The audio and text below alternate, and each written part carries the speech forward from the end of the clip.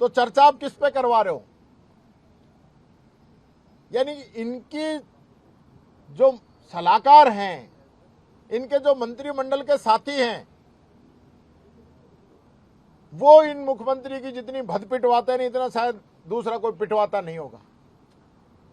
ये सदन जो है नियम, प्रक्रिया, परंपराओं से चलता हुआ है। आज कोई गतिरोध नहीं था, खुद गतिरोध पैदा किया। जब मुख्यमंत्री ने कही कि मैं 2 साल बनाम 5 साल पे चर्चा कराऊंगा, तो फिर ये 2.25 साल की किताब रखने की कहां से जरूरत आ गई थी? और उसके बाद भी जब हमने कहा कि आप इसमें एक लाइन और जोड़ लीजिए, आपकी किताब पे तो कराइए, पर एक लाइन और जोड़िए कि 2 साल बनाम 5 साल पे चर्चा कराएंगे, तो नहीं कराई इन्होंने। हमारे लाख समझाने के बावजूद भी, क्योंकि ये अड़े हुए थे, इनकी मंशा आपने देख लिया होगा सुबह से ही, ये नहीं चाहते थे कि हम अपनी बात रखें। और जिस प्रकार की बकवास जो है मुख्यमंत्री अपने मुख से अंदर कर रहा है, वो मुझे कई बार सोचने पे मजबूर करता है कि एक मुख्यमंत्री इस प्रकार के एक्ट भी कर सकता है क्या? और जो परिस्थिति राजस्थान में बन रही है, क्योंकि यहां खुद इन्होंने ये तय किया था कि विधानसभा के अंदर चर्चा हो। मैंने उस दिन ये सोचा था कि ये ऐसा क्यों कर रहे हैं, और आज ये साबित कर दिया इन लोगों ने कि ये यहां पे चर्चा क्यों कराना चाहते हैं। क्योंकि जो चैलेंज था वो तो एल्बर्ट हॉल पे करने का था, मीडिया के सामने, लेकिन यहां अपने बहुमत से, अपने विधायक, मंत्री और पूरा सरकार, इन सब के सहयोग से यहां पे अपनी बात रख रहे थे।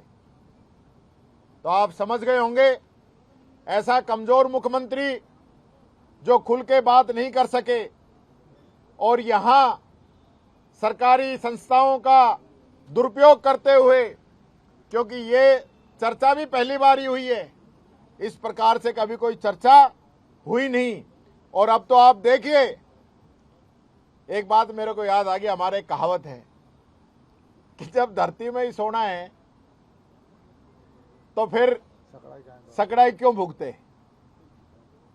तो बंदा अब जो है ना 15 साल पे आ गए अंदर, अब 15 साल को चैलेंज कर रहा है, तो ऐसा ही होना चाहिए। लेकिन जिस राजस्थान की पहचान भैरव सिंह जी शेखावत जैसे मुख्यमंत्री रहे, वसुंधरा जी जैसी मुख्यमंत्री रही, हमारे अशोक जी गहलोत साहब जैसे मुख्यमंत्री रहे, जिन्होंने इस सदन की मर्यादाओं को हमेशा मजबूत करने का काम किया। लेकिन आज ऐसे लोग जो पर्ची के माध्यम से आ गए, उनको न तो सदन की मर्यादाओं से कोई मतलब है, न राजस्थान की जनता से कोई मतलब है, न मीडिया से कोई मतलब है। उनको सिर्फ रील बनवाने से मतलब है, क्योंकि 8 करोड़ का टेंडर जो है रील बनवाने का दे रखा है। रील वाले भी कहते हैं भाई साहब कुछ देओ सामान तभी तो चलाएं। रील बनवाने के लिए अंदर कैमरे वैमरे सब लगा रखे। आज तक कोई मुख्यमंत्री मैंने तो इस टाइप से नहीं देखा, जो हर स्पीच में, बजट में तो जरूर लगते थे, लेकिन आजकल तो एक नया ट्रेंड चल गया। और इनको चलवाओ, जनता के बीच में अपनी झूठी वाहवाही लूटो। अगर सही मायने में 2 साल 5 साल करना चाहते हैं ना, तो जनता के बीच में जाइए। हिम्मत नहीं है, पंचायती राज और नगर निकाय के चुनाव करा लें। अब भी वोटर लिस्ट के अंदर जो पुरानी से कराना चाहते हैं, क्यों? एसआईआर लागू हो गया तो लिस्ट जारी हो गई ना, करवाइए ना नई से। यानी ऐसा कमजोर मुख्यमंत्री मैंने नहीं देखा, जो कि संवैधानिक संस्थाओं का दुरुपयोग करते हुए इस प्रकार की बातें यहां सदन के अंदर रख रहा है। ये बात मैं कहना चाहूंगा, इस प्रकार का आचरण कभी किसी का नहीं रहा। घटनाक्रम हुआ, आपने कहा क्या, किस चीज का? आज इसका जवाब तो मैं दूंगा, 1 मिनट। इसका जवाब मैं दूंगा कि मेरे को सदन में कौन नहीं बोलने देना चाहता। हम दोनों को ही बोलना था। आज अध्यक्ष जी को बोलना था, मेरे को बोलना था, हमारे 5 और सदस्यों को बोलना था। तो बोलने से कौन रोक रहा है? मेरे बोलने से सबसे ज्यादा अगर किसी के चुभता है तो मुख्यमंत्री के चुभता है। इसलिए मुख्यमंत्री नहीं चाहता कि टीकाराम जूली बोले। ये हमारे जो आपसी संबंध है उनसे इनको चिंता है, इसलिए इस प्रकार की अनर्गल बातें करते हैं। मुख्यमंत्री का एक स्टैंड होता है, लेवल होता है, वो हम पे ऐसे आरोप नहीं लगाए। हमें नहीं बोलने दिया जाता, ये बीजेपी की वजह से। ये बात मैं कहना चाहूंगा। राजस्थान की विधानसभा का आज काला दिवस था। संवैधानिक संस्थाओं की मर्यादाओं को तार तार करने का काम आज इस सदन के नेता मुख्यमंत्री भजनलाल जी ने किया है। हमें बहुत ही दुख है कि ऐसे परिपक्व लोग इस राजस्थान की विधानसभा में आए और पर्चियों से मुख्यमंत्री, अनुकंपा से, किसी के अनुकंपा से मुख्यमंत्री बन गए। आज तक के इतिहास में कभी नहीं हुआ कि एक मुख्यमंत्री इस लेवल पे जाकर के एक तरीके से सदन का दुरुपयोग करके, सत्ता बल का दुरुपयोग करके और लिखा हुआ जो अधिकारियों ने लिख के दे दिया उसको पढ़ने के लिए फ्लोर का दुरुपयोग करे।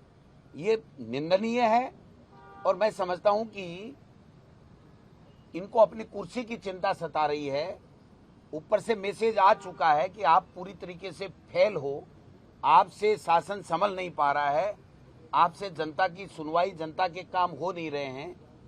तो ये आनन फानन में आए, लिखा हुआ लेकर के आते हैं और लिखा हुआ लेकर के उसको पढ़ने का काम करते हैं।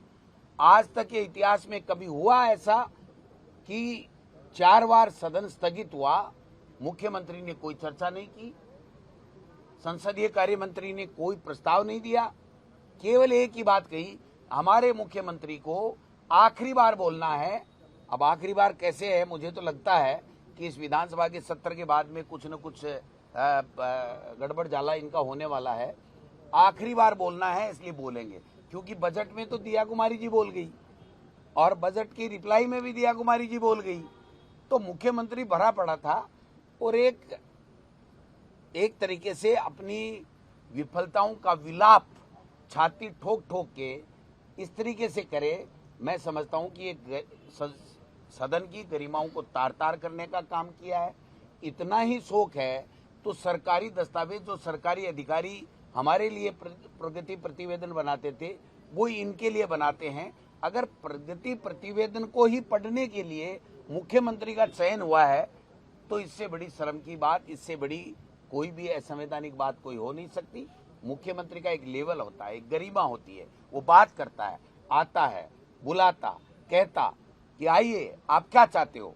चलो मैंने आपको चैलेंज दिया था 2 साल बनाम 5 साल, मैं कहता हूं कि 2 साल बनाम 5 साल की ये बहस है, आइए हम लोग चर्चा करते हैं। 1 मिनट में वो बात रिकॉर्ड में आ जाती, हम लोग चर्चा में भाग ले लेते, वो चर्चा में भाग ले लेते। लेकिन ये तो भाई साहब पर्ची मॉडल है। पर्ची मॉडल न्याय मॉडल का कभी भी मुकाबला कर ही नहीं सकता। हमारा न्याय मॉडल था, ये पर्ची मॉडल है। पर्ची मॉडल में पर्ची आ गई कि कब बोलोगे आप, बोल जाओ। अब इनको पहली बार विधानसभा में आए हैं, शायद 8-10 बार तो विधानसभा में आए ही होंगे, इससे ज्यादा तो कभी आए नहीं। और हम 15-15, 20-20 साल से यहाँ पर आ रहे हैं। इतना भी गरिमा नहीं है, इतनी भी गरिमा ये सदन की नहीं रख पाए कि छाती कूट कूट के लिखा पढ़ी, जो लिख करके लाए थे वो पढ़ रहे थे। अगर मुख्यमंत्री जी इतनी हिम्मत है ना तो बिना एक कागज देखे आप दोबारा बहस कर लेना और हम दोनों में से किसी की मर्जी है जिसका नाम ले लेना। अगर हम फेल हो जाएं तो कान पकड़ के कह देंगे कि हम फेल हो गए, आप पास हो गए। आपकी क्वालिटी इतनी है कि आप अनुकंपा नियुक्ति पे हो, हमारी क्वालिटी है कि जनता ने हमें भेजा विपक्ष की आवाज बनाने के लिए, विपक्ष की आवाज रखने के लिए। हम आज नहीं कल रखेंगे, कल नहीं परसों रखेंगे, लेकिन जो आज सदन का इन्होंने अपमान किया है, दुरुपयोग किया है, ये बहुत निंदनीय है। राजस्थान के विधानसभा के इतिहास में इतना गलत और निंदनीय कार्य, इतना असंवैधानिक कार्य आज से पहले कभी नहीं हुआ। इसकी हम लोग निंदा करते हैं। और आप 10 बजे राजस्थान की विधानसभा में 23 तारीख को 10 बजे हम विधायक दल की बैठक में चर्चा करेंगे और हो सकता है ये फैसला भी ले लें कि ऐसे लोगों को जो लिख लिख के लाते हैं, पढ़ने का शौक है, वो अपना लिखा पढ़ी करते रहें। जनता से इनका कोई वास्ता नहीं है। वो फैसला भी हम ले सकते हैं, चर्चा करेंगे हम लोग।